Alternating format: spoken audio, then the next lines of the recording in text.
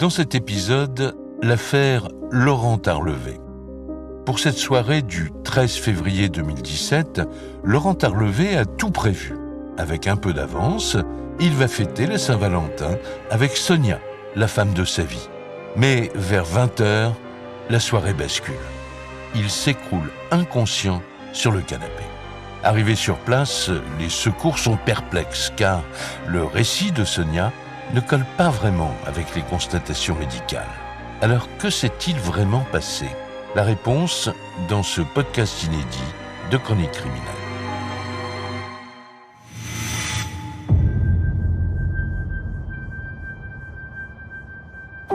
Tout commence à Loiron-Ruillé, une petite commune de 2700 habitants à peine, située dans le département de la Mayenne. C'est dans ce petit lotissement qu'un terrible drame va venir bouleverser la vie de ce village, en apparence si paisible.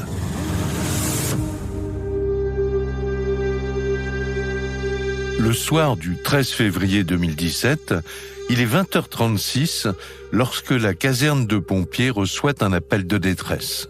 Le pompier de permanence décroche le téléphone. Stéphane Boucher, journaliste spécialiste des faits divers. Et au bout du fil, il y a une voix de femme qui a l'air totalement paniquée. Au téléphone, elle indique que son compagnon fait un malaise, qu'il a ingurgité des médicaments. Jean-Guillaume Lemintier, avocat de la défense. Qu'il a bu du vin et qu'elle est très angoissée et très stressée puisqu'il ne répond plus à ses questions ou de manière totalement incohérente. Il y a une situation d'urgence, cette dame hurle au téléphone. Stéphane Minca, journaliste spécialiste des faits divers. À un moment donné, elle semble presque hystérique en disant « Venez tout de suite ». Elle explique que son compagnon vient de perdre connaissance. Pour les pompiers, le pronostic vital paraît engagé et ils prennent aussitôt la direction de Loiron-Ruillé. On est à quelques kilomètres de Laval, c'est un petit village rural, il n'y a pas trop d'habitations ni d'animation, et donc il faut environ une quinzaine de minutes, toute sirène hurlante aux pompiers pour se rendre dans ce village pour cette intervention. Ils arrivent dans un lotissement où toutes les maisons sont quasiment les mêmes, ce sont des petites maisons en fait HLM. Il n'y a pas un bruit, on est sur un quartier très apaisé. Donc l'arrivée des pompiers dans un quartier, dans un contexte comme celui-ci ne passe pas inaperçue. À 20h50, les pompiers sont déjà sur place et ils sonnent à la porte. Et là, pas de réponse. C'est quand même surprenant parce qu'ils ont reçu un appel de la compagne de la personne qui est en état de malaise. Et lorsque les pompiers frappent à la porte, ils font pas simplement toc-toc. Mégane Lépinet, avocat des parties civiles. Ils cognent avec leurs rangers, ils tapent sur la porte avec le pied.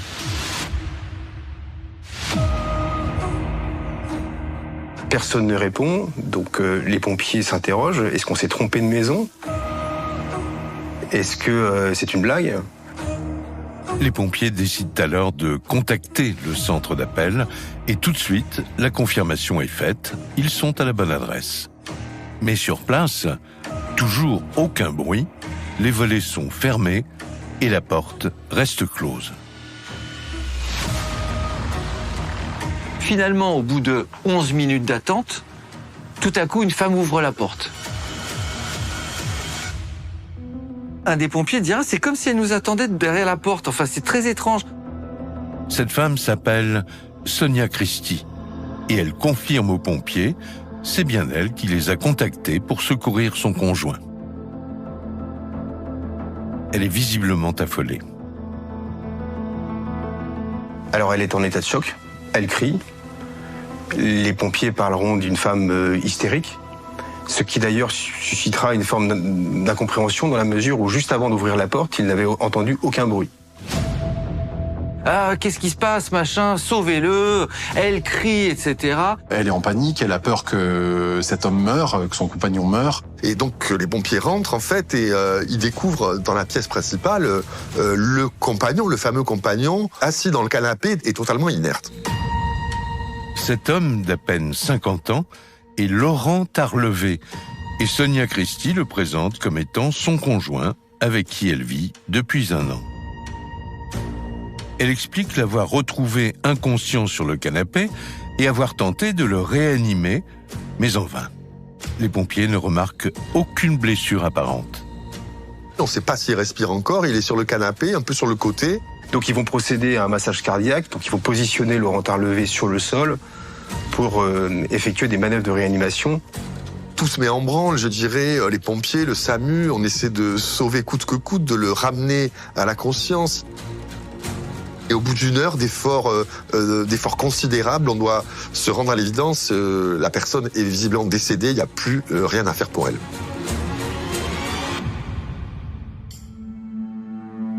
À 21h50, 1 heure après l'arrivée des secours, le médecin du SAMU prononce le décès de Laurent Tarlevé. Sa compagne, Sonia, est anéantie. La gendarmerie est alors appelée en renfort, car même si au départ il est question d'un malaise, il faut chercher à déterminer les causes de cette mort brutale. Et c'est le major Antoine Michel qui arrive sur place. Il a accepté pour la première fois de nous raconter son intervention ce soir du 13 février 2017. Alors quand j'arrive, moi, mais il y a Madame Sonia Christie qui est encore tout en pleurs, volubile, hystérique, quoi. Elle dit il est parti, il est mort, etc. Major Antoine Michel, commandant de brigade. Donc je vois la scène, je prends quelques clichés photographiques. Je regarde s'il n'y a pas des traces de lutte. En fait, dans la maison, il n'y a aucune trace de lutte. Aucun signe d'effraction non plus. Mais le major Michel décide de geler la scène pour procéder aux premières constatations. Il espère comprendre comment et pourquoi cet homme est mort aussi brutalement. Tout de suite, il remarque des indices possibles. Et alors, ils vont trouver, à côté de cet homme qui est sur le côté, sur le canapé, des cachets. Jean Dorido, expert psychologue. 4 cachets qui semblent avoir été régurgités. On va trouver pas mal de médicaments, différentes sortes de médicaments, hein, une large palette, ça fait un petit peu pharmacie ambulante. Des médicaments de la famille des antidépresseurs, des médicaments de la famille des anxiolytiques et des médicaments de la famille des antidouleurs, des opiacés, des opioïdes. On découvre aussi une plaquette d'un antidépresseur, le Laroxyl, entièrement vide.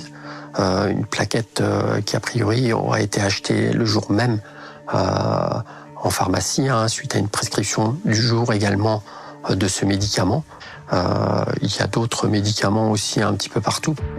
Les boîtes, les cachets, tout est placé sous scellé. A priori, les gendarmes s'orientent vers une overdose de médicaments. Mais ils vont devoir le vérifier. Et visiblement, la soirée a été bien arrosée. Ils découvrent en effet une bouteille vide de vin mousseux, saisie également. Il y a 2 flûtes à champagne qui se sont retrouvées dans le salon, ainsi qu'un bol. Tout ça va partir au laboratoire pour analyse, et en attendant, plus personne n'a accès à cette maison. Et il faut déterminer si le décès est consécutif à l'intervention d'un tiers, si c'est un suicide, si c'est une maladie ou une mort naturelle, comme on dit. Mais là, la victime est jeune. On a un ressenti qui est curieux, quoi. À cet âge-là, on ne meurt pas. Laurent avait tout juste 47 ans. Et selon Sonia, il ne souffrait d'aucune maladie grave. Une demande d'autopsie est donc réclamée en urgence. Et en attendant les résultats, toutes les pistes sont envisagées. L'enquête démarre avec de nombreux points d'interrogation, mais avec une certitude. Les circonstances de la mort de Laurent sont troublantes.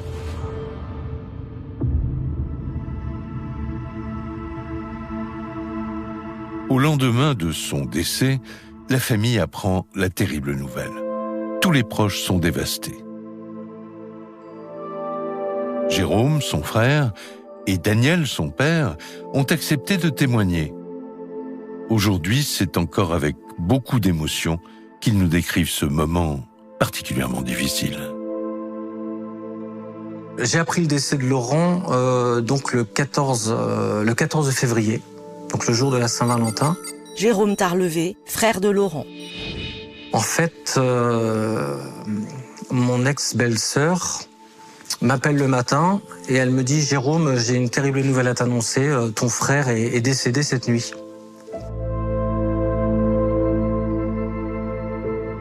Ma première réaction, c'est « Mais décédé de quoi ?» Et en fait, son ex-femme me dit « Eh bien, je ne sais pas ». Là, j'étais... comme vous savez, comme tout... C'est quand vous apprenez la mort de quelqu'un que vous ne vous y attendez pas. Daniel Tarlevé, père de Laurent. Disons que c'était un choc.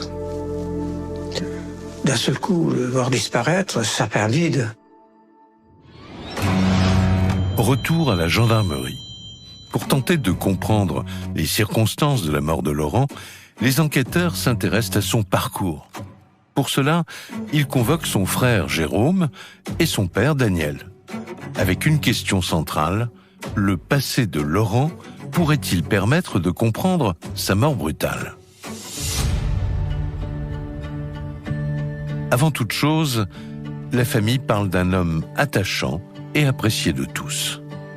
Laurent Tarlevé a vécu au milieu d'une fratrie de deux autres garçons. Ils sont 3 garçons, Laurent, Jérôme et Patrice. Vraiment, c'était la fratrie soudée.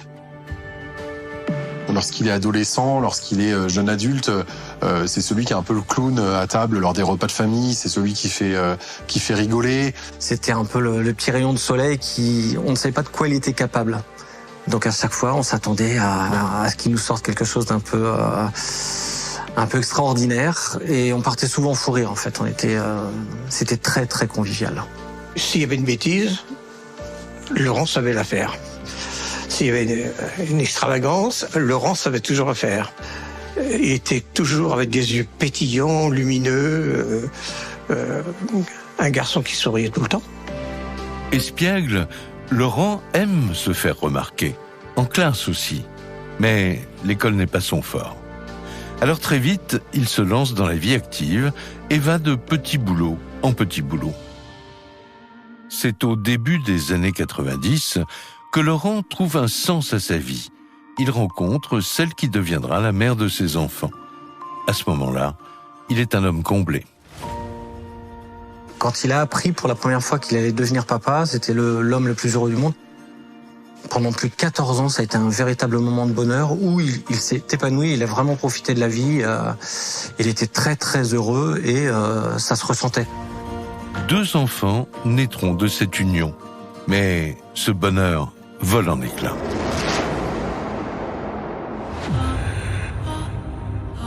Après 14 ans de mariage, sa femme le quitte. Suite à cette rupture, Laurent va connaître une longue traversée du désert. Laurent, après son divorce, en fait, donc a perdu sa stabilité. Il est vraiment reparti de zéro. Et il n'a pas su se reconstruire, en fait. À partir de là, ça a été une descente un petit peu aux enfers, ce qui fait qu'il s'est vraiment plongé sur les jeux vidéo, Internet, quitte à en passer des journées et des nuits entières. Il joue beaucoup aux jeux vidéo sur Internet. Stéphane Boucher, journaliste spécialiste des faits divers. Ça l'occupe et surtout, il multiplie les rencontres. Laurent est quelqu'un qui, depuis son divorce, cherchait l'amour de manière assez compulsive sur Internet, par les applications, etc. Il y a pas moins de 35 femmes qui vont être en relation avec lui, et pas des coups d'un soir, comme on dit. C'est à chaque fois des histoires plus ou moins construites, où la femme décide de quitter son mari pour venir habiter, ça dure pas très longtemps, ça capote, et ainsi de suite, en fait. Il y en a eu beaucoup. Depuis son divorce, Laurent multiplie les aventures sans lendemain. Des années d'errance. Jusqu'au printemps 2016, où sa vie bascule. Laurent a un véritable coup de foudre. 9 mois avant sa disparition, il fait la rencontre de Sonia Christie, celle qui va changer le cours de sa vie. Il tombe le 3 ou 4 juin 2016 sur une Sonia qui habite pas très loin, qui habite à Laval. Et en fait, leurs échanges vont immédiatement être enflammés. Stéphane Minca, journaliste spécialiste des faits divers. Tout de suite, elle va lui dire je viens vivre avec toi. Puis il va dire oui. Il a 46 ans, elle a 48 ans. Ils ont l'air de s'exciter un peu comme deux ados, là, mais c'est comme ça que ça se passe. Ils sont heureux de s'être trouvés, ils ont l'air d'être amoureux immédiatement. Pour une fois, les émotions étaient bien présentes, on pouvait limite les palper. L'attention et le regard qu'elle portait sur Laurent étaient affectueux, amoureux et très bienveillants. Sonia fait l'unanimité auprès de toutes les familles, car après ces années difficiles, Laurent ne pouvait pas mieux tomber. Pour ses proches, elle coche toutes les cases. Elle est chaleureuse, elle est amoureuse, et surtout, elle peut prendre soin de Laurent, car elle est infirmière. Il est suivi en effet pour une dépression, et Sonia peut justement l'aider à gérer son traitement. Elle m'a clairement dit qu'elle était infirmière. Moi, ça m'a conforté, tout en sachant que Laurent avait quelques pathologies, en plus d'être amoureuse, de me dire elle est même capable de s'en occuper physiquement s'il a un problème quelconque. Tout l'entourage de Laurent se dit enfin, il a trouvé l'âme sœur, comme on dit, la personne avec qui il pourrait poursuivre, faire un petit peu de chemin, et donc tout le monde est ravi de cette situation. Sonia et Laurent sont visiblement faits l'un pour l'autre. L'avenir s'annonce radieux. Mais 9 mois plus tard, cette tragique soirée de Saint-Valentin, où Laurent perd la vie, vient anéantir tous leurs rêves. Pour Sonia, sa disparition semble insurmontable. Major Antoine Michel, commandant de brigade. Et là, elle est paniquée. Elle me dit, mais je ne pouvais pas. J'étais en train de le masser, je lui faisais du bouche à bouche. Si j'arrête, il va mourir. Le gendarme l'interroge ensuite sur le déroulé de leur journée. Sonia a-t-elle remarqué quelque chose d'anormal ? Elle décrit rien d'inhabituel. Elle explique que Laurent et elle sont partis chez le médecin. Jean-Guillaume Lemintier, avocat de la défense. Chez le médecin généraliste qui suit depuis des années Laurent Tarlevé pour le renouvellement de son traitement. De retour à la maison, Laurent a prévu une surprise pour Sonia. La journée se présentait alors sous les meilleurs auspices. Et il va acheter une bouteille de mousseux, de rosé mousseux, parce qu'il dit j'ai un truc à fêter en fait. Et effectivement, ce jour-là, un peu excité, on est le 13 février, il dit écoute, ce qu'on va se faire, on va se faire une Saint-Valentin en avance. En fait, ils étaient partis pour passer un moment d'intimité ensemble, un moment entre amoureux, les yeux dans les yeux, une Saint-Valentin un peu inoubliable. Devant l'enquêteur, Sonia raconte une soirée qui s'annonce très romantique. Ce 13 février, Laurent vient de recevoir son cadeau pour elle et il ne résiste pas à l'envie de lui offrir tout de suite. Il est 19h. Le couple trinque à son amour. Ils boivent un verre, puis un deuxième, lui prend 2 verres de rosé et il se met sur son ordinateur. Et elle précise que très rapidement, il s'est endormi un petit peu sur son ordinateur et puis elle comprend qu'il est en train de faire un malaise. Mégane Lépinet, avocat des parties civiles. Parce que il a un peu régurgité, un peu vomi, elle ne sait pas trop. Il a pris ses médicaments et qu'elle ne sait pas combien il en a pris. Et comme il commence à perdre conscience, elle appelle les secours. Ils fêtaient leur première Saint-Valentin, mais la soirée se transforme en cauchemar. Après tout juste 1 an d'idylle, Sonia voit l'homme qu'elle aime mourir dans ses bras. À l'issue de son audition, elle est bouleversée et elle ignore ce qui a pu emporter Laurent si brutalement. Selon elle, rien ne laissait présager un tel drame. Une semaine après la mort de Laurent, le rapport d'autopsie arrive sur les bureaux de la gendarmerie. L'autopsie va révéler que Laurent Tarlevé est décédé d'une intoxication aux médicaments, anxiolytiques et antidépresseurs, dans une dose que le médecin légiste va déterminer comme étant suprathérapeutique, à savoir toxique. L'analyse toxicologique révèle que Laurent prenait un traitement pour soigner une dépression depuis plusieurs années. Des antidépresseurs, des anxiolytiques et des antidouleurs puissants. D'ailleurs, son médecin venait de lui renouveler son ordonnance le jour même de son décès. Mais, selon les analyses, Laurent aurait pris plusieurs fois la dose. C'est la surdose de médicaments et de la prise de l'alcool avec qui a engendré le décès de Laurent Tarlevé. Un mauvais cocktail qui lui aurait été fatal. Le médecin légiste est formel. En revanche, il lui est impossible de déterminer les raisons de cette overdose, car plusieurs scénarios sont envisageables. À quoi est due cette surdose médicamenteuse? C'est-à-dire que est-ce que c'est une mauvaise utilisation du médicament? Est-ce que c'est un suicide? Ou est-ce que c'est un meurtre? Accident, suicide ou meurtre? 3 pistes sur lesquelles les enquêteurs vont devoir travailler en parallèle. Et avec les boîtes de médicaments retrouvées sur place, l'hypothèse de départ, c'est la surdose de cachet prise de manière accidentelle. Mais qu'est-il arrivé à Laurent pour suivre un traitement aussi lourd? Pour le savoir, les gendarmes interrogent de nouveau ses proches. Et ils vont découvrir qu'un terrible accident a failli lui coûter la vie quelques années plus tôt. C'est en 2008 qu'il va y avoir une vraie bascule. Jean Dorido, expert psychologue. Un matin, il part au travail et de façon assez inexpliquée, il perd le contrôle de son auto qui fait des tonneaux. C'est un grave accident de voiture. Et donc sa tête a heurté à plusieurs reprises l'habitacle et il s'est retrouvé avec une fracture du crâne.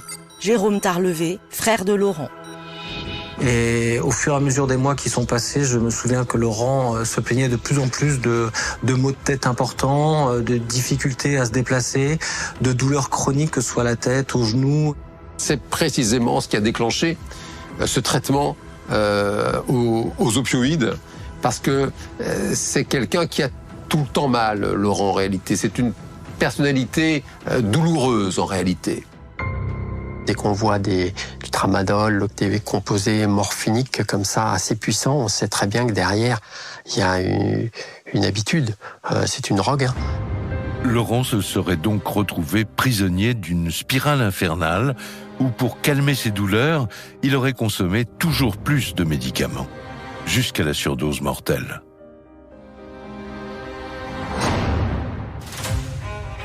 Sauf que pour les gendarmes, dans ce scénario, un détail cloche. Lors de leur première constatation, ils ont fait une étonnante découverte, une boîte neuve d'antidépresseurs entièrement vide. Et si, en fait, Laurent avait pris tous les cachets d'un seul coup? Et si, finalement, Laurent s'était suicidé? Donc, où sont ces 20 cachets d'antidépresseurs? Stéphane Boucher, journaliste spécialiste des faits divers. Parce que 20 cachets d'antidépresseurs d'un coup, on peut imaginer que ça pourrait correspondre à une volonté de mettre fin à ses jours. Donc c'est une hypothèse qui est très prégnante quand on arrive, parce que effectivement lui était dans le canapé, on a retrouvé quelques cachets de Laroxyl à côté de lui, qu'il a dû recracher. Ça signifie qu'il est pas bien, qu'il a un mal-être. Depuis son divorce et son accident de voiture, Laurent avait perdu famille et travail. Et les douleurs allaient crescendo. Pour les enquêteurs, la piste du suicide est de plus en plus crédible. D'autant que son frère va leur raconter qu'à l'adolescence, Laurent a traversé une mauvaise passe et à 17 ans, il avait déjà tenté de se suicider.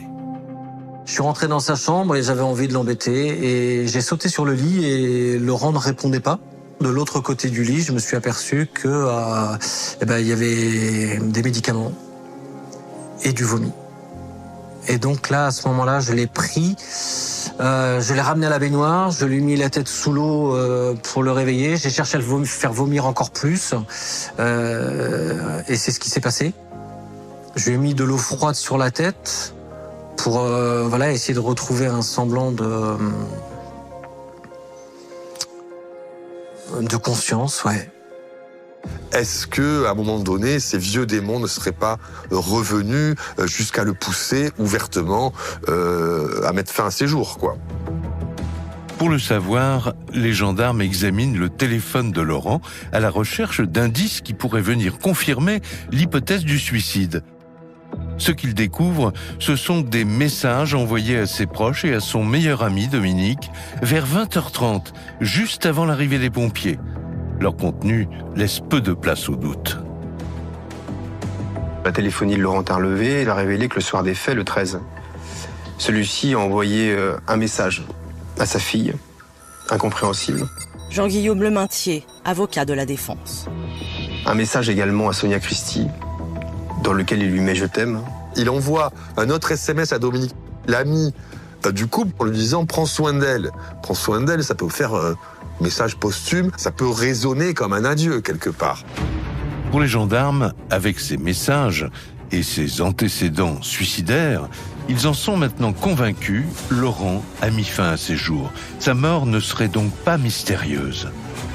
Mais avant de clore leur enquête, ils décident d'entendre un dernier témoin, son médecin traitant. Et la réponse de celui-ci va faire basculer l'affaire. Celui qui n'y croit pas du tout, en fait, c'est le médecin traitant, parce que ça fait déjà 7 ans que Laurent est son patient. Stéphane Minca, journaliste spécialiste des faits divers. Il le connaît, il dit effectivement c'est quelqu'un qui peut parfois être abattu, etc. Mais moi, je ne le connais pas suicidaire. Ça n'est pas possible. Le médecin est catégorique. Pour lui, Laurent ne s'est pas suicidé. Alors les enquêteurs interrogent de nouveau les proches. Ils auraient pu déceler des signes avant-coureurs. Mais eux aussi sont catégoriques. Je dis non. Daniel Tarlevé, père de Laurent. Laurent, dans les configurations du moment, n'était pas suicidaire. Le suicide me paraissait impensable parce que Laurent, je ne l'avais pas vu aussi radieux.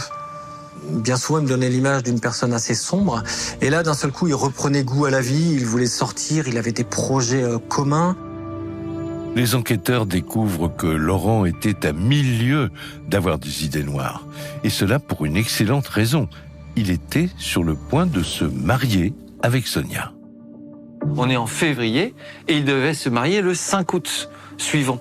Donc en fait, il était au contraire extrêmement porté par ce projet et le fait de refonder très officiellement un couple à la mairie. Et d'ailleurs, les bans avaient été publiés. Et lui-même avait déjà choisi ses témoins, qui étaient donc son frère et son nouveau meilleur ami, Dominique. Il avait envie de croquer la vie et là, on était vraiment sur une phase où Laurent tout s'arrangeait. Tout le monde nage dans le bonheur et donc pourquoi vouloir mettre fin à ses jours alors que y a la promesse de ces lendemains qui chantent. Pour la famille comme pour le médecin, Laurent n'avait a priori aucune raison de se donner la mort.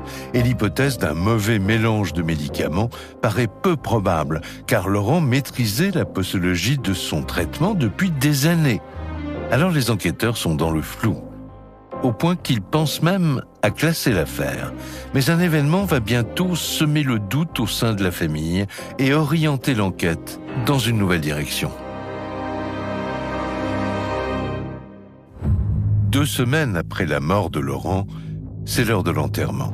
Un moment d'autant plus douloureux que les proches ignorent toujours les causes de son décès. Mais lors de la célébration, le comportement de Sonia Christie va attirer leur attention. Dans la chambre funéraire, en fait, tout était calme. Et là est arrivée Madame Christie, et donc on l'a accueillie chaleureusement. Elle a ouvert la porte, elle a vu Laurent donc sur son lit mortuaire. Et là, c'est parti en hystérie. Elle s'est mise à crier.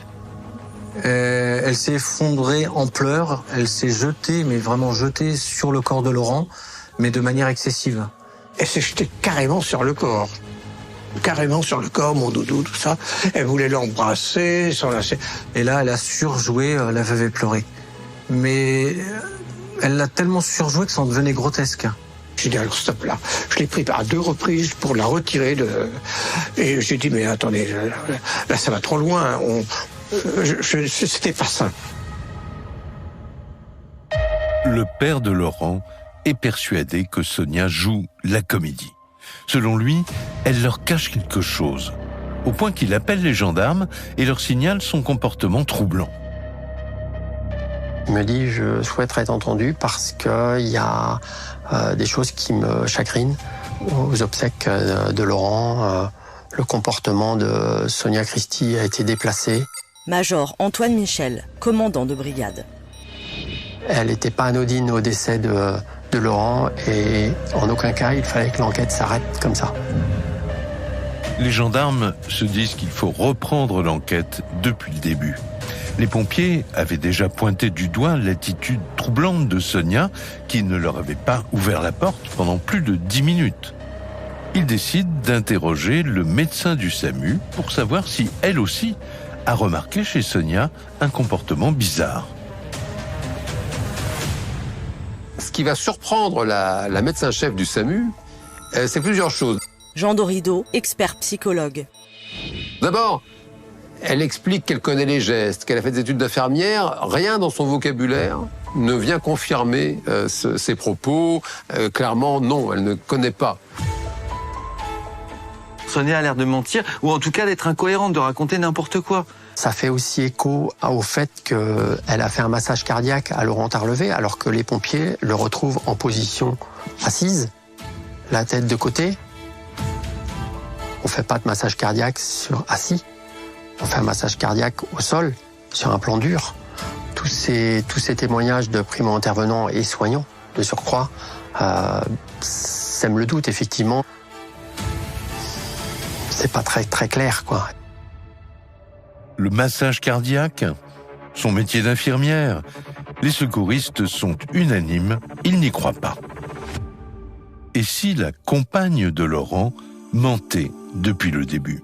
Alors, le major Michel se penche sur le parcours de Sonia pour essayer de démêler le vrai du faux. On ne trouve nullement de formation d'infirmière, ni d'une quelconque formation d'aide-soignante. Elle a travaillé en tant qu'agent hospitalier, pour autant, elle a perdu son travail. Pour des questions de comportement, pour des questions de problématiques d'alcool. On est très très loin de sa formation d'infirmière. A posteriori, quand on voit qu'elle a bluffé tout le monde, qu'elle a menti à tout le monde, on se dit elle a une personnalité très curieuse, elle peut peut-être même être dangereuse. Les enquêteurs savent maintenant que Sonia ment. Mais jusqu'où est-elle capable d'aller ? La Veuve et Pleurée est à présent dans le collimateur. Alors, les gendarmes se penchent sur la téléphonie de Sonia. Son portable a été saisi le soir du drame. Ils découvrent qu'au moment où Laurent envoie des messages d'adieu à tous ses proches, Sonia écrit un texto qui sème le trouble. Elle envoie un SMS à Dominique, un petit coucou pendant que Laurent dort. Lorsque les enquêteurs travaillent sur l'horodatage, notamment de ces messages, on s'aperçoit qu'ils ont pour la plupart été envoyés entre 20h et 20h30. Et c'est ce qui va effectivement intriguer les enquêteurs, puisque en parallèle, on a des SMS qui partent du téléphone de Laurent Tarlevé vers Dominique, vers Sonia Christie et vers sa fille, alors même qu'il est censé, à ce moment-là, être inconscient ou semi-conscient. C'est complètement incohérent. Nous sommes seulement 30 minutes avant l'arrivée des secours. Il est 20h et Sonia écrit noir sur blanc à leur ami Dominique que Laurent dort. Or, à cette heure-là, il était sans doute déjà à l'article de la mort. Alors comment aurait-il pu rédiger et envoyer des SMS à plusieurs personnes au même moment ? Pour les gendarmes, il ne peut s'agir que d'une mise en scène. Donc effectivement, il y a manipulation du téléphone, il y a une manipulation malveillante du téléphone à ce moment-là. Et très certainement de la part de la seule personne qui est présente, à savoir Sonia. Les enquêteurs en sont convaincus, Sonia aurait écrit les messages à la place de Laurent. Et cela dans un seul but, faire croire à un suicide pour dissimuler son crime. Mais il leur faut des preuves. Fort de ces nouveaux éléments, les gendarmes continuent d'étudier le téléphone de Sonia. Et ils ne sont pas au bout de leur surprise. Ils font une découverte qui va faire basculer l'enquête et les orienter vers un suspect inattendu.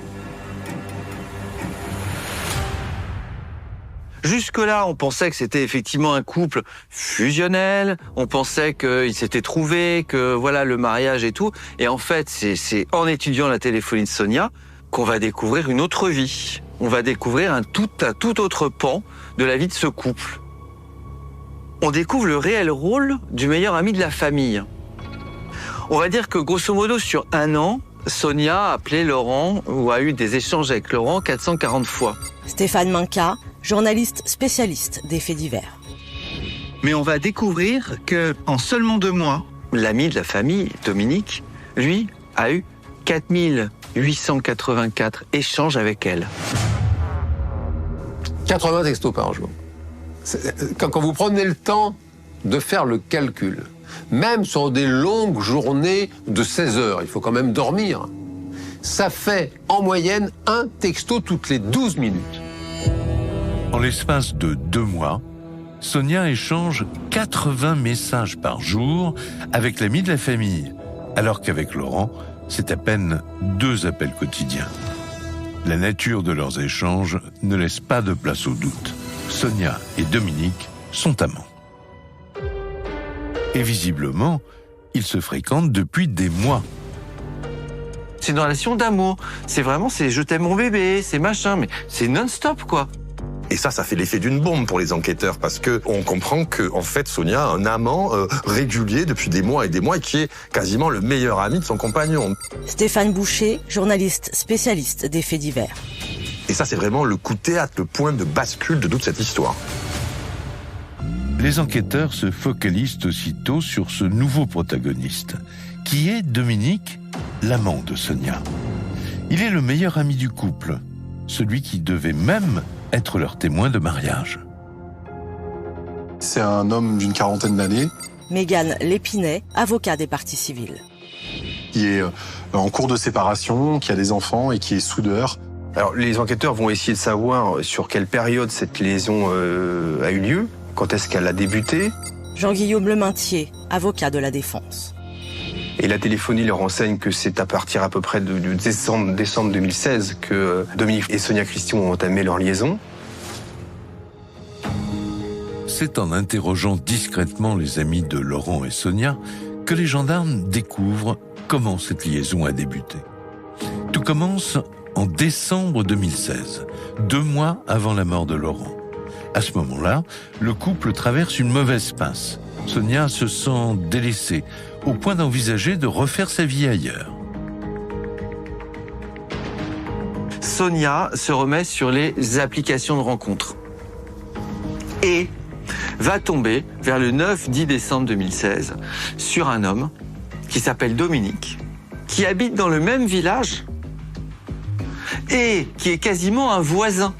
Ils vont se voir, ils vont consommer cette relation extra-conjugale et c'est véritablement le coup de foudre avec Dominique. Donc ça dure dans le secret, donc ils se voient de manière épisodique, un peu cachée.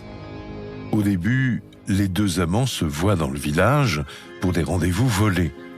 Et puis, l'histoire s'emballe. Sonia et Dominique tombent éperdument amoureux. Elle va aller voir Laurent, elle va dire « Écoute, je te quitte, et parce que je vais aller m'installer avec l'autre, avec Dominique. » C'est une relation qui va être éphémère, dans la mesure où, finalement, Sonia Christie décide de revenir vers Laurent Tarlevé, qui, d'après elle, lui avait promis de changer, de faire des efforts. C'est à cette occasion que Laurent Tarlevé l'aurait demandé en mariage. Laurent est tellement heureux de récupérer Sonia qu'il veut sceller leur engagement et lui passer la bague au doigt. Et il va même plus loin. Il insiste pour rencontrer l'amant de Sonia. Et Laurent, trouve finalement ce Dominique extrêmement sympathique, au point d'en faire son nouveau meilleur ami. Laurent est persuadé que la liaison est bel et bien terminée et qu'il peut compter sur son nouvel ami Dominique. Mais il s'est trompé sur toute la ligne. Les enquêteurs découvrent que les deux amants n'ont jamais cessé de s'envoyer des messages d'amour, alors que Laurent leur faisait une confiance aveugle. Pour les gendarmes, ils sont face à un triangle amoureux très intrigant, avec un mobile possible qui se dessine. Et là, la thèse de l'empoisonnement prend toute son ampleur, avec une stratégie mise en place. Major Antoine Michel, commandant de brigade. Peut-être par le couple, pour se séparer de Laurent et éventuellement vivre leur parfait amour à l'issue, et que ça passe comme un petit suicide. Les enquêteurs, évidemment, voient un mobile. Triangle amoureux, mari gênant. Les gendarmes ont déjà un scénario en tête. Ce soir-là, Sonia aurait empoisonné Laurent pour vivre pleinement son amour avec Dominique. Mais à ce stade, impossible de le prouver. Alors, dans la plus grande discrétion, ils placent les deux amants sur écoute téléphonique et ils surveillent leurs moindres faits et gestes. Peu de temps après le décès de Laurent Tarlevé, Sonia Christie se met en couple avec Dominique au vu et au su de tout le monde, sans se cacher. Et alors ça, évidemment, pour les enquêteurs, on est très très loin de la veuve éplorée. Là, on est plutôt dans le cas de figure, comme on dit, de la veuve joyeuse. Sonia est maintenant la principale suspecte. Et les gendarmes se demandent, qui est-elle vraiment? Pourrait-elle avoir tout planifié? Ils convoquent son ex-mari, avec qui elle a eu 3 enfants. Il s'appelle Olivier, et il va leur faire une révélation. Cet homme va dresser le portrait de son ex-femme, et un portrait au vitriol. Et il va raconter un jour de 92. On est en janvier ou février 92 et il y a un repas de famille. Et Olivier a convié sa mère, donc la belle-mère. Tout se passe bien et à l'issue du repas, sa maman est prise d'un malaise. Elle est somnolente. Donc là, elle est prise en charge par les secours et transportée à l'hôpital. Des analyses sont effectuées. Résultat, la belle-mère a été victime d'une surdose d'anxiolytiques. Problème, elle n'en a jamais consommé. Évidemment, les soupçons vont se porter sur une personne, c'est sur Sonia, qui, juste avant, avait préparé le yaourt de la belle-mère. Donc, ça commence à faire plus que beaucoup, et on se demande si on n'est pas face à une empoisonneuse en série, ou quelque chose comme ça. En tout cas, un personnage véritablement diabolique. À la gendarmerie, le témoignage de l'ex-mari fait l'effet d'une bombe. La veuve éplorée n'en est peut-être pas à son coup d'essai. Mais à l'époque, le lien entre Sonia et l'empoisonnement de sa belle-mère est difficile à établir. Il n'y aura finalement pas de poursuite judiciaire. Sauf que pour les gendarmes, le profil de Sonia est de plus en plus inquiétant. Les semaines passent et les soupçons subsistent. Mais toujours pas la moindre preuve pour inculper Sonia.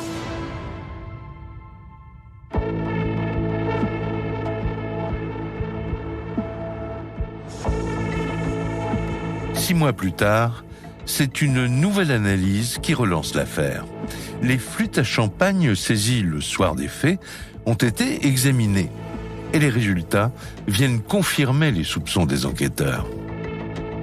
Dans la flûte de Laurent, il y a des cachets d'antidépresseurs. Jean Dorido, expert psychologue. Qui ont été dissous dans ce qui reste du fond du verre. Et là, on retrouve 4 molécules différentes, 4 médicaments différents qui font partie du traitement de Laurent Tarlevé. Et dans le fond de ce verre, on retrouve également un médicament fondu. On sait que Laurent ne prenait pas ses médicaments écrasés, il les prenait en gélules comme des médicaments. Donc on peut se demander s'il n'y a pas une main extérieure qui a pilé ces médicaments et donc qui aurait tenté de l'empoisonner, parce que c'est de ça dont il s'agit. La thèse du suicide est balayée depuis longtemps. Alors pour les enquêteurs, il n'y a plus qu'un scénario possible. Il pense qu'au moment de servir les flûtes à champagne, Sonia a dû écraser une dose massive de médicaments au fond du verre de Laurent. Une deuxième analyse vient d'ailleurs confirmer leurs soupçons. À l'arrivée des secours, 4 cachets visiblement recrachés par Laurent avaient été retrouvés sur le canapé. Une recherche ADN a été réalisée sur ces comprimés et le résultat est accablant pour Sonia. Et alors, sur 3 de ces cachets, sont retrouvées certes des traces d'ADN de Laurent, mais aussi des traces d'ADN de Sonia. Ça, déjà, c'est un premier mystère, parce que Laurent n'avait pas l'habitude de donner ses cachets à Sonia avant de les consommer. Et puis, ce qui est plus surprenant encore, c'est que sur le 4e cachet, alors là, il n'y a que l'ADN de Sonia Christie. Qu'est-ce que ça raconte? Ça raconte que, en fait, il n'est pas impossible que Sonia ait tenté, alors qu'il était déjà à moitié groggy, de lui faire ingurgiter au moins 3 cachets supplémentaires, mais le 4e cachet, lui, il n'y a pas d'ADN de Laurent. Donc forcément, tout désigne Sonia à ce moment-là. Pour les gendarmes qui enquêtent depuis des mois, il n'y a plus l'ombre d'un doute. Sonia Christie a empoisonné Laurent. Selon eux, elle a tenté de maquiller son crime en faisant croire à un suicide. Mais si un certain nombre d'éléments sont confondants, notamment l'analyse ADN des médicaments, aucune preuve concrète ne permet de relier Sonia Christie au crime. Quant à l'éventuelle complicité de Dominique, elle reste difficile à établir. Alors, les enquêteurs misent tout sur des aveux. Le 8 juin 2018, après 16 mois d'investigation, les 2 amants sont arrêtés. Les gendarmes entendent d'abord Dominique, car ils ont un plan. Ils comptent lui mettre la pression afin qu'il dénonce Sonia. Et lorsqu'on lui pose la question, mais sur l'hypothèse de l'empoisonnement, lui il dit « moi je suis totalement étranger ». Jean-Guillaume Lemintier, avocat de la défense. Et quand on lui pose la question sur Sonia Christie, lui répond qu'il aurait des doutes parce qu'il a perçu tout de même une forme de fragilité psychologique chez Sonia Christie durant ces quelques mois de vie commune et vie affective. Mais lui clame son innocence le concernant. Pour les enquêteurs, Dominique est convaincant. Ils n'ont pas d'éléments à charge contre lui et il leur paraît sincère. Les écoutes téléphoniques ne l'incriminent pas. Effectivement, il le vit après avec Sonia Christie, mais jamais n'est évoqué le souvenir de Laurent Tarlevé comme quelque chose qui a été fomenté, préparé. Les charges s'effondrent un peu parce que en tout cas, c'est pas le cerveau de l'opération. À l'issue de sa garde à vue, Dominique n'est finalement pas inquiété et il bénéficiera d'un non-lieu dans cette affaire. En revanche, face aux enquêteurs, il a exprimé ses doutes sur le comportement de Sonia. Ils sont convaincus qu'elle seule est à l'origine du meurtre de Laurent. Alors, ils vont devoir concentrer leurs efforts pour la faire craquer. À ce moment-là, l'enjeu est vraiment de taille parce que, comme on le sait, il n'y a pas d'éléments déterminants dans cette affaire. Stéphane Manca, journaliste spécialiste des faits divers. Mais le juge a la cartouche, qu'on pourrait être la cartouche ultime, qui est en fait les 4 cachets. Sur la présence de son ADN sur les comprimés retrouvés sur le canapé, elle explique que c'est au moment où Laurent Tarlevé a vomi et régurgité les comprimés qu'il avait avalés et qu'elle l'aidait à ce moment-là, effectivement, à pouvoir se libérer et pouvoir le sauver. Elle n'a rien fait pour lui faire du mal. Sonia Christie est catégorique. Elle est innocente. Et elle en veut pour preuve que si son projet était d'empoisonner Laurent, elle n'aurait pas tenté de le sauver. Et surtout, elle aurait nettoyé la scène de crime. Elle a quand même appelé les secours alors même que Laurent Tarlevé était toujours en vie. Elle n'a rien dissimulé. Si l'on parle d'un crime, d'une veuve noire qui aurait tout préparé, puisque c'est un peu le fantasme qu'on n'a pas une scène anarchique comme on l'a au moment où les enquêteurs et les pompiers interviennent sur les lieux. Elle laisse derrière elle, à ce moment-là, toutes les traces de son crime. Ça n'a strictement aucun sens en termes de stratégie criminelle et d'intelligence, quoi. Pourtant, à l'issue de son audition, le juge d'instruction décide de mettre en examen Sonia Christie. Elle n'a rien avoué, mais le faisceau d'indices lui paraît suffisant. Son comportement suspect à l'arrivée des pompiers, ses mensonges, ce doute qui plane autour des SMS de Laurent et les analyses ADN des cachets sont autant d'éléments qui ont forgé la conviction des enquêteurs.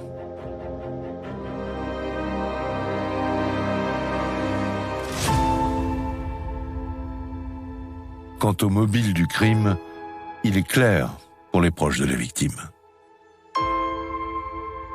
La famille de Laurent Tarlevé pense que Sonia Christie ne savait pas comment faire pour quitter Laurent. Mégane Lépinay, avocat des parties civiles.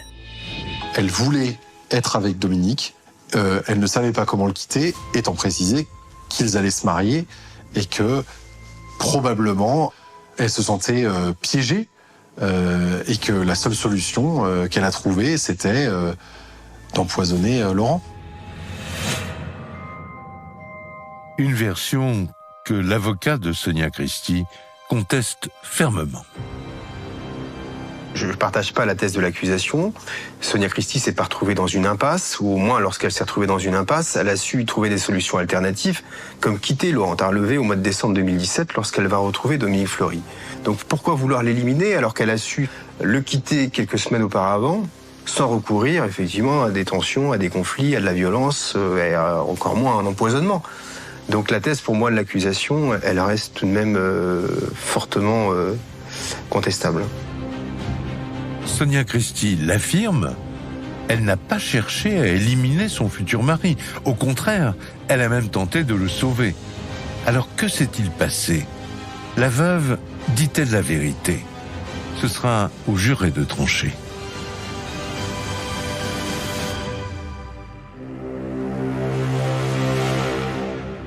Jeudi 25 novembre 2021. 4 ans après la mort de Laurent, le procès de Sonia Christie s'ouvre à la cour d'assises de Laval. Et l'enjeu est de taille. D'un côté, la famille de Laurent est persuadée de sa culpabilité et espère des réponses. De l'autre, Sonia Christie clame son innocence. Elle doit convaincre les jurés, car elle risque la peine maximum, la perpétuité. Les débats commencent. Et l'avocat de la famille attaque fort. Il veut obtenir des aveux, et pour cela, il met l'accusé face à toutes ces incohérences. Elle n'explique pas pourquoi elle n'ouvre pas, elle n'explique pas pourquoi on retrouve son ADN sur les médicaments, elle n'explique pas pourquoi y a tant de médicaments. Elle n'a pas d'explication. Tout de suite, elle partait de manière explosive et elle disait oui, bien puisque c'est comme ça, puisque vous me soupçonnez. Jérôme Tarlevé, frère de Laurent. Vous n'avez qu'à me laisser en prison. De toute manière, je suis nourri, logé, j'aurai rien à payer. Dans le box, Sonia crie à l'injustice et nie toute implication. Son avocat pointe les zones d'ombre de ce dossier. Aucune preuve formelle ne vient accabler sa cliente. Durant 1 heure de plaidoirie, j'ai expliqué à cette cour d'assises pourquoi j'estimais que cette femme devait être acquittée au bénéfice du doute, parce qu'il y avait des indices, mais des indices suffisants ou pas pour relier cette femme à ce crime. Pour moi, non. L'avocat de la défense s'adresse aux jurés en leur ramant conscience. On ne peut pas condamner Sonia Christie sur la base de forts soupçons. Le doute doit profiter à l'accusé. À l'issue des débats, l'avocat général réclame une peine de 20 ans d'emprisonnement. Et après seulement 3 heures de délibération, le verdict tombe. Et là, d'un seul coup, je crois que c'était l'avocat général, annonce qu'elle prend 20 ans. 20 ans. Et ça paraît déjà énorme. Et là, pour nous, c'est un soulagement total parce que on est quasiment à la peine maximale. Pas de haine, pas de rancœur. La justice est passée. Daniel Tarlevé, père de Laurent. Le couperet est tombé. À elle d'assumer la justice des hommes. Sonia Christie, elle était impassible en fait à ce verdict. Je lui ai expliqué qu'elle avait le droit de faire appel. Et elle m'a dit non, je veux que ça s'arrête là maintenant. Chacun se fera son interprétation de cette réponse. Et donc voilà, j'ai respecté son choix et donc cette peine est aujourd'hui définitive. Sonia Christie est donc condamnée pour empoisonnement sur conjoint. À l'issue du verdict, elle est conduite au centre pénitentiaire pour femmes de Rennes.